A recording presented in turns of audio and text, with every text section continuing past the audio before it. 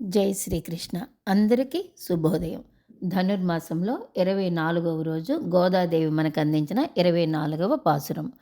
அன்று இவுலகமளந்தாய் ஆடி போற்றி சென்றங்குத் தென்னிலங்காய் சற்றாய் திரள் போற்றி பொன்றச்சகடமுதைத்தாய் புகழ் போற்றி கன்று குணிலா விரிந்தாய் களல் போற்றி குன்று குடையாய் எடுத்தாய் குணம் போற்றி வென்று பகை கெடுக்கும் நின் கையல் வேல் போற்றி என்றென்றுன் சேவகமே ஏத்திப்பறை கொள்வான் ఇండ్రు యాం వందోం ఇరంద ఏలో రెంబావాయ్. భగవంతుణ్ణి చేరి మనందరం ఏదో ఒకటి ప్రార్థిస్తాం. ఒకరు ధనం కోసం ప్రార్థిస్తే మరొకరు జ్ఞానం కోసం ప్రార్థిస్తారు. ఒకరు శాంతి కోసం ప్రార్థిస్తే మరొకరు ఆరోగ్యం కోసం ప్రార్థిస్తారు. భగవంతుని ప్రార్థించే అందరి ప్రార్థనలు ఇంచుమించుగా ధర్మ, అర్థ, కామ, మోక్షాలు ఈ నాలుగింటిలోనే ఉంటాయి.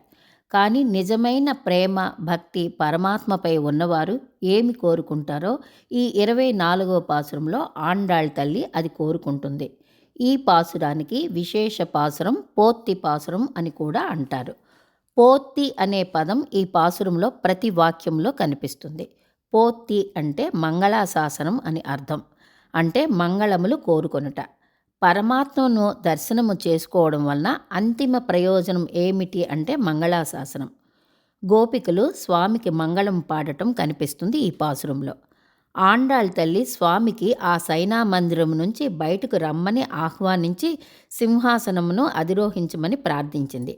స్వామి చిరు మందహాసంతో వచ్చి సింహాసనాన్ని అధిరోహించారు. స్వామికి చాలా ఉత్సుకగా ఉంది గోపికలతో కలవాలని, మాట్లాడాలని, కానీ బెట్టు చెయ్యాలని కూడా ఉంది. గోపికలందరూ స్వామికి సింహాసనంపై అధిరోహింప చేశారు. ఇప్పుడు గోపికలందరూ మనసులో ఉన్న కోరికలన్నీ తీర్చుకోవాలని అనుకుంటున్నారు. వారి కోరికలు ఏమిటి అంటే స్వామి యొక్క సౌందర్యాన్ని సేవించుకోవాలి. స్వామి అలా నిదురు నుంచి లేచి వస్తుంటే స్వామిని సేవించుకోవాలి. స్వామి నడిస్తే ఆ సౌందర్యాన్ని తిలకించాలి. స్వామి టీవీగా సింహాసనం పైన విరాజమానుడైతే సేవించుకోవాలి. ఇవి గోపికల యొక్క కోరికలు. స్వామి సైనా మందిరము నుంచి నడిచి వచ్చి సింహాసనం మీద కూర్చున్నప్పుడు స్వామి యొక్క పాదం ఎర్రగా కందిపోయిందట. ఎర్రగా కందిపోయిన స్వామి పాదములో కమల పుష్పం యొక్క రేకులు, శంకు చక్రాల యొక్క చిహ్నాలు అన్నీ కూడా ఈ గోపికలు దర్శనం చేసుకున్నారు. అయ్యో, మనం ఏదో సేవించుకుందామని స్వామిని పిలిస్తే పరమాత్మ పాదం కందిపోయింది ఎందుకు ఇలా అని వాళ్ళు బాధపడుతూ ఉన్నారు గోపికలు. మనం స్వామికి కష్టపెట్టిసాం, అయ్యో ఇంత పని ఎందుకు జరిగిపోయింది అని బాధపడుతూ ఉన్నారు. స్వామికి ఏదో ఆనంద పెడదాం, మనం ఆనందపడదాం అనుకున్నాము కానీ స్వామికి మన ప్రేమ వలన కష్టపెట్టాం అని బాధపడుతూ ఉన్నారు. వెంటనే ఆండాళ్ తల్లికి అనిపించింది, అమ్మో ఎంత సుకుమారుడు మన స్వామి. సూర్యుని యొక్క కిరణం పడగానే కలువ పువ్వు ఎలా వాడిపోతుందో అలా స్వామి యొక్క పాదం కందిపోయింది అని భావిస్తుంది. దేహంలో అన్నింటికన్నా సుకుమారంగా ఉండని భాగం అంటే అది అరిపాదం. అలాంటి అరిపాదం కందిపోయింది కదా అని బాధపడుతున్నారు ఆండాళ్ తల్లి. సైనా మందిరం నుంచి నడిచి వచ్చినందుకు ఆ చిన్న శ్రమకే కందిపోయింది. ఎంత సుకుమారుడు మన స్వామి. భగవంతుని లక్షణాలు చాలా చిత్రముగా ఉంటాయి. అతి సూక్ష్మాతి సూక్ష్ముడు పరమాత్మే, అతి స్థూలాతి స్థూల బృహత్ స్వరూపము పరమాత్మే. సమస్త ఆకారములు ఆయనవే, నిరాకారుడు ఆయనే.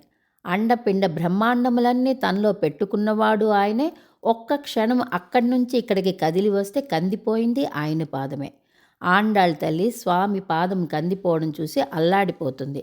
స్వామి, నువ్వు ఇంత సుకుమారుడివి కదా, ఆనాడు ఆ వామన అవతారం దాల్చినాడు ఈ భూలోకం మొత్తాన్ని నీ పాదంతో ఆక్రమించావు త్రివిక్రముడిగా. నీ పాదము కింద ఈ భూమండలం అంతా చేరింది.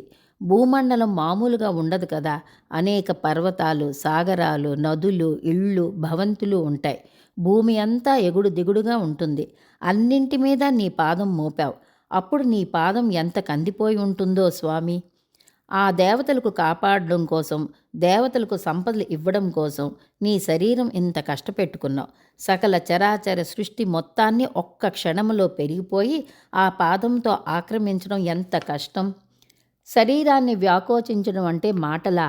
ఆ కష్టాన్ని భావించి ఆండాళ్ తల్లి మనస్సు కకావికలం అయిపోతుంది. ఆ రోజు స్వామి యొక్క కష్టము తీర్చాలని ఎవ్వరికీ అనిపించలేదు. ఇంత కష్టము స్వామికి కలిగినందుకు నేను భరించలేను అంటుంది ఆండాళ్. స్వామి ఆనాటి ఆపాదానికి ఈనాడు మంగళం పాడుదాం అని అంటున్నారు గోపికలు. మంగళాశాసనం పాడుదాం ఆనాటి వామనావతారానికి ఈనాడు అంటున్నారు ఆండాళ్. దీనిని ఒక పోత్తి అంటారు. దేవతలు, యక్షులు, కిన్నెరలు, కింపురుషులు, గంధర్వులు, పంచభూతములు, ఇంద్రుని యొక్క సమస్తమైన శక్తులను తెచ్చుకున్నవాడు రావణాసురుడు. అటువంటి రావణాసురుని జయించడం కోసం దుర్భేదమైన లంకకు చేరి అతనితో యుద్ధం చేసి గెలిచావు. ఎంత బలమయ్యా స్వామి నీకు! లోకములో రావణుని కంటే బలమైన వాడు లేడు అనేటి దురహంకారి రావణాసురుడు. ఎందులో చూసినా అన్నింటినీ పొందినవాడు. కానీ ధర్మం అనేది లేనే లేదు లంకాదేశంలో.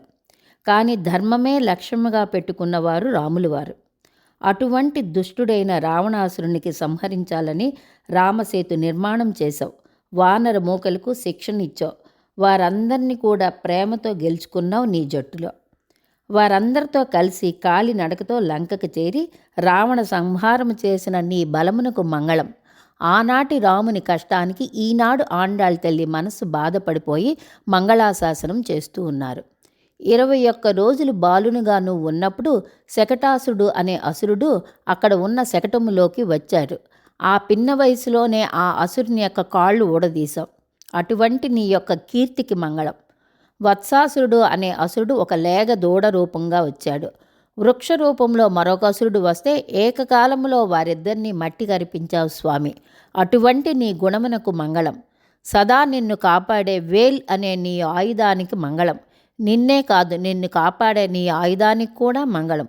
ఒక్కొక్క యుగంలో, ఒక్కొక్క అవతారంలో, ఒక్కొక్క లీలలు జరిపించినటువంటి నీ సకల కళ్యాణ గుణములకు మంగళమని పాడుతుంది ఆండాళ్ తల్లి. స్వామి మంగళముగా ఉండాలి, స్వామికి ఎటువంటి కష్టము కలగకూడదు అని కోరుకోవడమే నిజమైన భక్తి.